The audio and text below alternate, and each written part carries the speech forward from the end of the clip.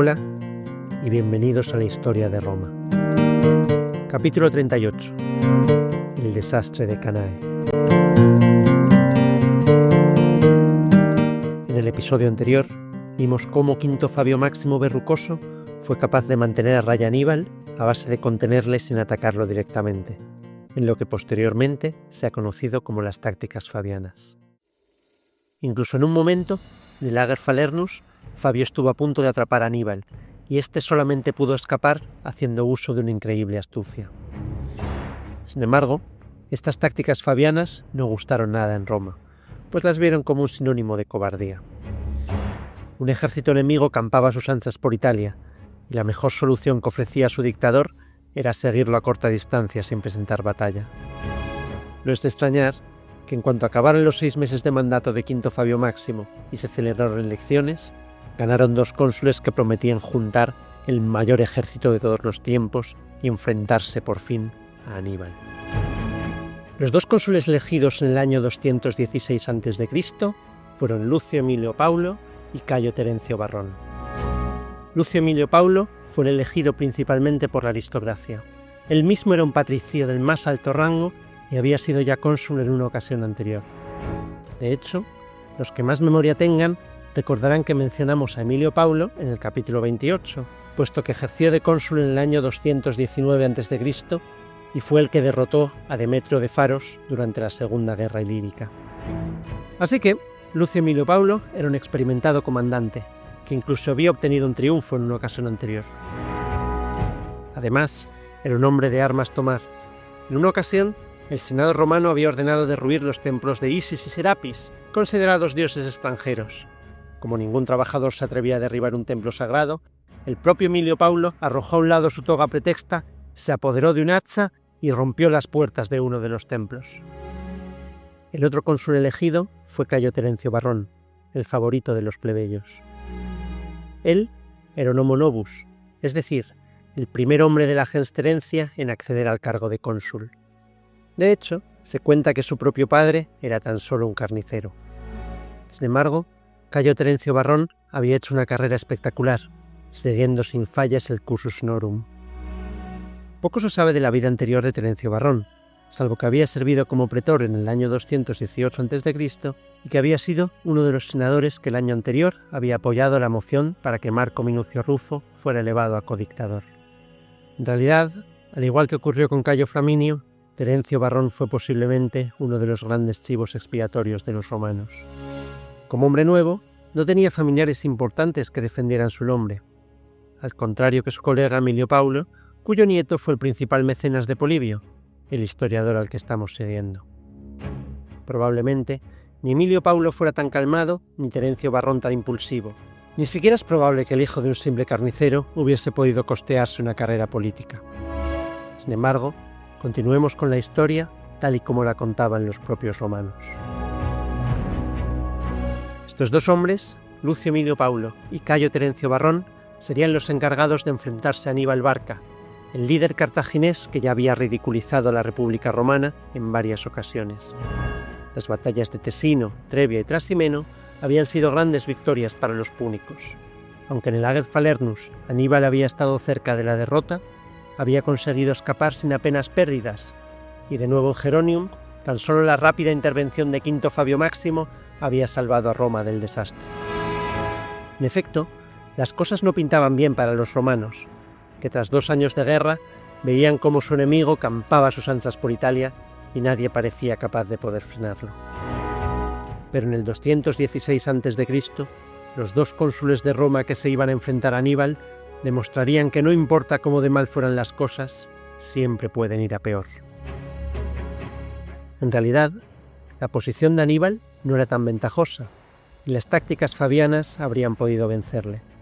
Es cierto que Quinto Fabio Máximo no había ganado una sola batalla a Aníbal, pero tampoco había perdido ninguna. Por lo tanto, ninguna de las ciudades del sur de Italia había cambiado de bando en favor de Aníbal, lo que era el principal plan del cartaginés. Sin victorias, los aliados galos se impacientaban y amenazaban con abandonar el ejército, e incluso había rumores de motín entre los soldados hispanos. Un año más sin una victoria y probablemente Aníbal se hubiese visto obligado a abandonar Italia. Sin embargo, los romanos también se habían impacientado con la estrategia de Quinto Fabio Máximo, y no pensaban dejar pasar otro año sin enfrentarse a quien vagaba libremente por sus tierras, quemando o robando sus cosechas. Por lo tanto, los nuevos cónsules de Roma reclutaron al mayor ejército nunca visto. Ese año se reclutaron 8 legiones en vez de las tradicionales 4, y además aumentaron el número de soldados por región de 3.000 hombres a 5.000. Acompañando a las legiones, 8 alas de aliados latinos fueron también reclutadas, resultando en un total de 80.000 tropas de infantería en el ejército romano, reforzadas con al menos 6.000 jinetes de caballería. En total, 86.000 soldados para los 2 cónsules. Si se hubieran dividido el mando, cada uno habría contado con el equivalente de 2 ejércitos consulares estándar, pero en vez de eso, decidieron llevar junto a todo el ejército. Además, los romanos reclutaron también 25.000 tropas adicionales que le entregaron al pretor Lucio Postumio Albino, para que fuese al norte a derrotar a los galos y por tanto cortar los refuerzos de Aníbal. Sin contar con las tropas en Hispania, ni la flota, que se dedicaba a bloquear puertos cartagineses en África, los romanos habían reclutado en un año a 111.000 soldados. El grueso del ejército estaba liderado por los 2 cónsules. Para no dividir el ejército, el sistema que acordaron era que cada uno de ellos comandaría el ejército y ostentaría el mando supremo en días alternos. Puede parecer una locura organizacional, pero era lo común en aquella época. El ejército romano marchó en dirección sureste hacia Geronium, donde las tropas púnicas habían pasado el invierno, pero Aníbal ya había emprendido su marcha hacia el sur, a Apulia, hasta una antigua fortaleza llamada Canae, o Canas, que Aníbal tomó y se preparó para la batalla. El ejército romano siguió al ejército cartaginés hasta Canas y acampó unos 10 kilómetros al norte. Entre ambos ejércitos solo había llanuras, cruzadas por el río Aufidius, que separaba a ambos bandos. En general, un terreno tan llano beneficia a la caballería, de la que Aníbal gozaba en mayor número, y por tanto, se dice que Lucio Emilio Paulo desaconsejó ese terreno para la batalla. Sin embargo, se trataba de un día en el que le tocaba el mando a Cayo Terencio Varrón, que ordenó plantar el campamento y envió a varios destacamentos hacia la posición cartaginesa en Canas. En respuesta, Aníbal envió parte de su infantería ligera y caballería a enfrentar a los romanos, pero los legionarios resistieron bien la primera carga de la caballería y respondieron con dureza a los cartagineses, causándoles bastantes bajas, hasta que la caída de la noche obligó a ambos ejércitos a retirarse a sus respectivos campamentos. Al día siguiente, Varrón quiso retomar la ofensiva, pero era el turno de Emilio Paulo en el mando, y el veterano general, desconfiado, ordenó al ejército permanecer en el campamento, desconfiando de Aníbal y sus emboscadas. Y en efecto, Aníbal había preparado una trampa a los romanos. Durante la noche, había ordenado a todo su ejército abandonar el campamento y esconderse tras una colina cercana, dejando atrás todos sus suministros y tesoros. Era una invitación abierta para que los romanos entraran a saquear todo lo que pudieran, momento en el cual los cartagineses habrían atacado. Los exploradores romanos informaron del campamento vacío, y Varrón quiso saltarse el turno de mando para ordenar al ejército atacar, pues no quería desaprovechar la ocasión de dejar al enemigo sin campamento y sin suministros. Por fortuna, las reticencias de Emilio Paulo y las confesiones de 2 esclavos romanos que huyeron del campamento cartaginés revelaron la trampa preparada por Aníbal, y los romanos evitaron la emboscada. Al atardecer, Aníbal y los cartagineses tuvieron que volver a su campamento sin haberse enfrentado ni a un solo romano. Entretanto, las provisiones de uno y otro ejército comenzaban a escasear. Nunca es fácil alimentar a un ejército, y en este caso los romanos contaban con 86.000 hombres y los púnicos con 50.000. O se forzaba un enfrentamiento, o alguno de los ejércitos debería abandonar el lugar en busca de comida. Aníbal estaba frustrado de que sus enemigos no hubiesen caído en su trampa, y en lugar de ello, Emilio Paulo hubiese pasado el día construyendo otro campamento en la orilla oeste del río donde él mismo se encontraba. De allí, Emilio Paulo apostó a 2/3 de su ejército. Así que a su vez, al día siguiente, los cartagineses apostaron otro pequeño campamento en la orilla este del río. Pasaban los días y la moral del ejército cartaginés se desplomaba poco a poco. El ejército romano era impresionante y en uno de los consejos de guerra, uno de los oficiales de Aníbal, Gisgo, hizo notar la superioridad numérica de los romanos. Aníbal le contestó: «Hay algo que no has visto y es todavía más sorprendente, que aunque haya tantos de ellos, no hay ninguno de entre todos ellos que se llame Gisgo». Con este chiste, el consejo cartaginés rió y se disipó un poco la tensión. Aún así, nunca nadie había visto un ejército tan impresionante como el romano, con casi 90.000 tropas. Pasaron varios días de tensión y suspense, sin nada más que pequeñas escaramuzas entre uno y otro bando, hasta que el 1 de agosto del 216 a.C., Aníbal, conocedor de que ese día el mando estaba en las manos de Lucio Emilio Paulo, envió una arriesgada partida de caballería a hostigar a los aguadores y forrajeadores romanos, que se vieron forzados a huir a su campamento. Los púnicos persiguieron a los romanos de una manera temeraria, y pese a las súplicas de Varrón de que constituían una presa fácil, Lucio Emilio Paulo se negó a hacer salir al ejército o a responder a las provocaciones de Aníbal. Pero el día siguiente, el 2 de agosto, Cayo Terencio Varrón tenía el mando del ejército, y no estaba dispuesto a consentir más humillaciones púnicas. Decidido a acabar con el suspense, ordenó salir a todo el ejército y formar en la orilla oeste del río. El ejército romano era tan grande que no había sitio para formar de la manera habitual. Entre el río en el flanco derecho y unas colinas en el flanco izquierdo, los romanos formaron como solían hacer, en triplex acies, pero los manípulos estaban menos separados de lo habitual y todos tenían más columnas que normalmente, resultando en general en una menor maniobrabilidad del ejército. Aún así, los números eran terroríficos. 55.000 soldados de infantería pesada, entre asteros, príncipes y triarios, precedidos por unos 15.000 vélites y flanqueados por 2 alas de unos 3.000 jinetes cada una. En las anteriores batallas contra los cartagineses, pese a las derrotas, incluso pese a la experiencia, la infantería pesada romana se había mostrado superior a la púnica. Los cónsules romanos contaban con volver a explotar esta ventaja, y sabedores de que su única debilidad era la caballería, cada uno de ellos tomó el control de una de las alas, Lucio Emilio Paulo en la derecha y Cayo Terencio Varrón en la izquierda. Un antiguo cónsul, Servilio, tomó el control del centro. Los romanos estaban tan confiados en la victoria que dejaron fuera de la batalla 10.000 tropas, al otro lado del río, con órdenes de atacar los campamentos cartagineses cuando comenzase la batalla. Por su parte, Aníbal dispuso sus tropas como si hubiese predicho a la perfección el plan romano. En el centro mezcló 20.000 tropas celtas y 4.000 tropas íberas y las hizo formar en una única fila para abarcar tanto espacio como lo hacía la línea romana. En sus flancos, Aníbal dispuso 2 alas de 5.000 soldados cada una. Se trataba de infantería libia, la élite de Cartago, y formaron en sendas largas columnas, casi escondidas desde la posición romana. Todos ellos estaban precedidos por una formación de 8.000 tropas de infantería ligera. En el flanco derecho, hacia las colinas, 4.000 jinetes númidas guardaban la posición, y por último, en el flanco izquierdo, a la orilla del río, se encontraban 6.000 jinetes de caballería pesada.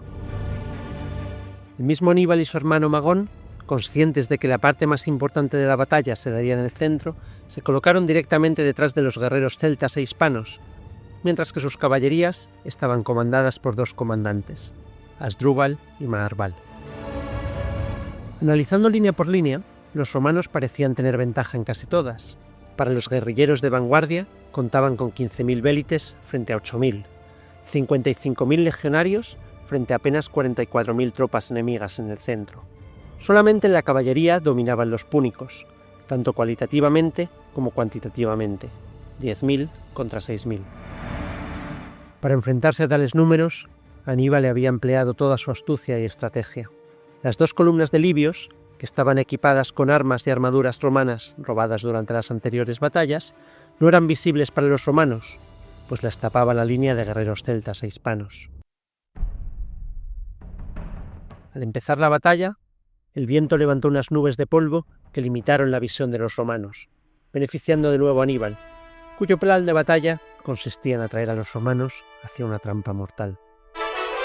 En primer lugar, Aníbal mandó a la fila de guerreros celtas e hispanos avanzar y colocarse en forma de media luna, con el lado convexo hacia los romanos. De esa manera, el centro cartaginés parecía ahora incluso más débil desde el punto de vista de los romanos, a los que esta línea además restaba aún más visibilidad. El primer choque fue entre ambas infanterías ligeras. En la escaramuza se arrojaron jabalinas y piedras por parte de los honderos, pero ninguno de ambos bandos logró ventaja. Entonces, Asdrúbal, que comandaba la caballería del flanco izquierdo cartaginés, junto al río, cargó súbitamente contra la caballería romana comandada por Lucio Emilio Paulo. El choque fue violento, pero la caballería pesada, íbera y celta que comandaba Asdrúbal duplicaba en número a la romana, que pronto tuvo que claudicar y abandonar el campo de batalla mientras era perseguida por Asdrúbal. Mientras tanto, en el centro, una vez las infanterías ligeras agotaron sus proyectiles, las líneas romanas avanzaron hasta entablar batalla con la endeble formación convexa formada por Aníbal. Los guerreros celtas e hispanos que formaban esta línea desistieron valientemente, animados por las arengas que Aníbal profería detrás de ellos. Pero apenas 24.000 en número eran incapaces de aguantar el empuje de 55.000 legionarios, y poco a poco fueron cediendo terreno, y la forma convexa de su formación fue transformándose en una línea cóncava. Se decía que los guerreros celtas combatían ferozmente al principio de la batalla, pero que rápidamente cedían terreno si no conseguían ganar enseguida. En esta ocasión, la presencia de soldados íberos entre sus filas les dio la estabilidad necesaria para resistir el embiste romano. Los soldados púnicos cedían y cedían terreno, pero no terminaban de romper sus líneas, y la infantería romana continuaba avanzando sin prestar atención a lo que les rodeaba. En el otro flanco, la batalla también había comenzado. La caballería númida de Magarbal disparaba lanzas sin parar a la romana, sin dejarse alcanzar en ningún momento. Sin embargo, al ver el avance de los romanos en el centro, 2 destacamentos de caballería númida desertaron de su ejército y ofrecieron unirse a los romanos. Agradecido, Terencio Varrón aceptó el ofrecimiento de los númidas y colocó a estos nuevos jinetes en la retaguardia de las tropas que él comandaba. Sin embargo, no era más que una trampa más. En cuanto dejaron de prestarles atención, estos 2 destacamentos atacaron a la caballería romana por la espalda, al mismo tiempo que Magarbal cargaba con todas sus tropas. La caballería romana rompió filas, y el mismo cónsul, Cayo Terencio Varrón, huyó del campo de batalla. Como se esperaba, Aníbal había vencido en los 2 enfrentamientos de caballería, pero nada de eso importaría si la infantería romana continuaba avanzando y arrasaba sus líneas. Además, los romanos no habían perdido a todos sus líderes. Aunque Varrón hubiese huido, Lucio Emilio Paulo había sobrevivido a la derrota y, aunque herido, había vuelto a la batalla y comandaba las legiones en el centro del combate. En ese momento, finalmente la línea de guerreros celtas e íberos se rompió y los romanos pudieron avanzar sin restricciones. Pero para ello, la formación en triplex acies se perdió por completo. Tan solo eran legionarios empujando y rematando a grupos de soldados separados que aún resistían. En aquel momento, mientras la mayoría de hispanos y celtas huían, los soldados libios atacaron a los romanos. Hasta este momento, las tropas libias habían estado descansando, mientras que todos los romanos habían estado luchando y avanzando, empujando a la resistencia cartaginesa. Además, los libios atacaron por los flancos, cuando los romanos habían perdido toda formación, y precisamente en el momento en el que peor maniobrabilidad tenían. Como los libios estaban vestidos con uniformes romanos, muchos no vieron venir este ataque. Cuando más cerca tenían la victoria, los romanos fueron masacrados. Los soldados celtas e hispanos reformaron sus líneas, se dieron media vuelta y empezaron a empujar a sus enemigos. Y para completar las desgracias romanas, tanto Asdrúbal como Magarbal decidieron abandonar la persecución de sus derrotados enemigos y cargaron a los soldados romanos por su retaguardia. Aunque parecía imposible, Aníbal lo había vuelto a hacer. Había rodeado un ejército que lo superaba ampliamente el número, y aunque los romanos seguían teniendo la mayoría, poco podían hacer, estando rodeados y sin apenas maniobrabilidad. ¿Y qué sucedió con los 10.000 hombres que los romanos habían dejado en la otra orilla del río? Siguiendo las órdenes que tenían, atacaron el campamento cartaginés, pero cuando Aníbal comprobó que la batalla estaba ganada, volvió a cruzar el río con parte de sus tropas e hizo huir a los romanos. Aún así, 2000 de ellos fueron atrapados y capturados durante la huida. El resultado de la batalla fue desastroso para los romanos, probablemente la peor derrota de su historia. Desde mi punto de vista, de las 4 grandes derrotas de Roma, Orcas Caudinas, Canas, Carras y Teutoburgo, esta es la mayor y más dolorosa de todas ellas, tanto por números como por dónde se produjo, en el corazón de Roma, en territorio aliado. Mientras que Aníbal apenas perdió unas 6.000 tropas, un 10% de su ejército, casi todas sus bajas se encontraban entre los galos, a los que Aníbal tenía menos estima y eran más traicioneros.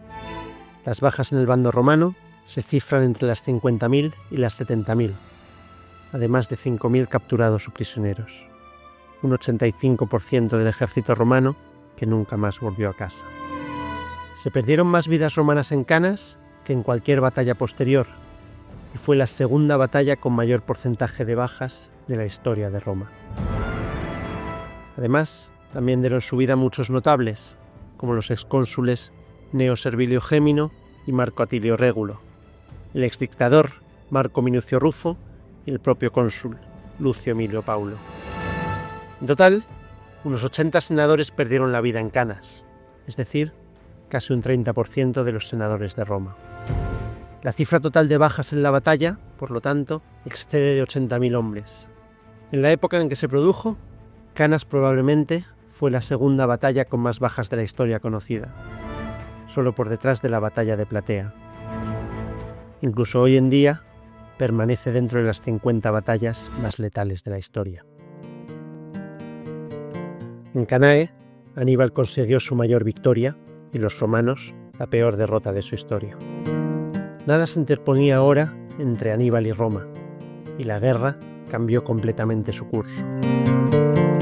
En el próximo capítulo veremos las consecuencias de la batalla y las reacciones en uno y otro bando.